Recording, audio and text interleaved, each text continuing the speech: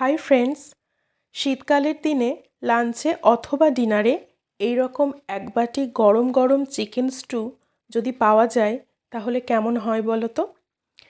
আজ আমার রান্নাঘরে তৈরি হচ্ছে চিকেন স্টু, যেটা বাচ্চা থেকে বড় সকলের জন্যই খুবই স্বাস্থ্যকর আর সুস্বাদু একটা খাবার। তো আজ আমি তোমাদের সাথে শেয়ার করব যে আমি কিভাবে আমার বাচ্চার জন্য চিকেন স্টু বানাই, যেটা ও খেতে খুবই পছন্দ করে। চিকেন স্টু বানানোর জন্য প্রেসার কুকারে বড় 2 চামচ সাদা তেল গরম করে নিয়ে দারচিনির টুকরো, 10-12টা গোটা গোলমরিচ, 5-6টা লবঙ্গ আর 2টো ছোট এলাচ ফাটিয়ে দিচ্ছি। গোটা গরম মশলার সুন্দর গন্ধ বেরোতে আরম্ভ করলে দিচ্ছি একটা পেঁয়াজ কুচি। একটু রং ধরা পর্যন্ত পেঁয়াজটা ভেজে নিয়ে দিচ্ছি আদা কুচি আর রসুন কুচি। আদা রসুন কিছু সময়ের জন্য ভেজে নিয়ে চিকেনটা দিয়ে দেব। আমি এখানে 10 পিস মতো চিকেন নিয়েছি।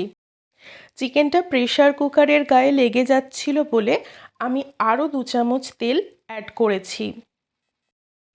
আচ্ছা, আমি এখানে চিকেনটা খুব ভালো করে কষিয়ে নেব। হালকা আঁচে 5-6 মিনিট মতো সময় নিয়ে চিকেনটা কষিয়ে নিয়েছি। চিকেনটা ভালো করে কষিয়ে নেওয়ার পর কিছু সবজি অ্যাড করছি।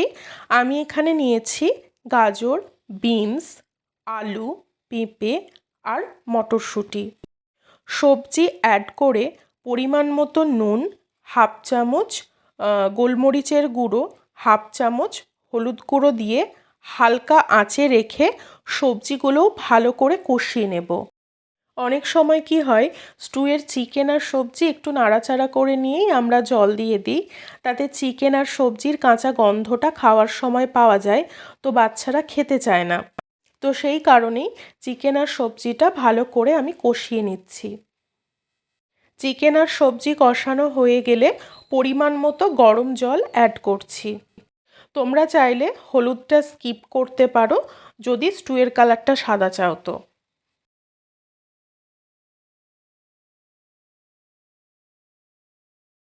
কুকারের ঢাকা বন্ধ করে 2 থেকে 3টা হুইসেল দিয়ে নেব।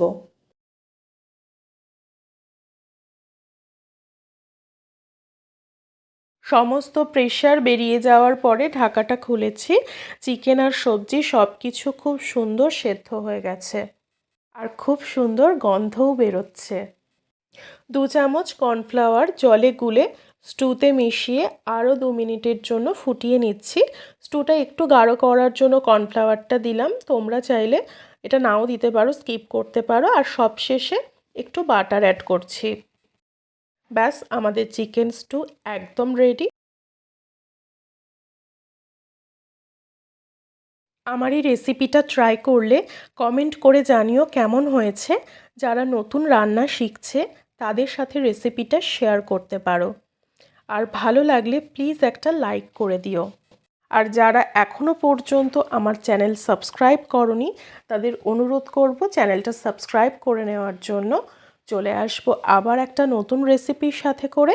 ততক্ষণ পর্যন্ত সবাই ভালো থেকো। বাই।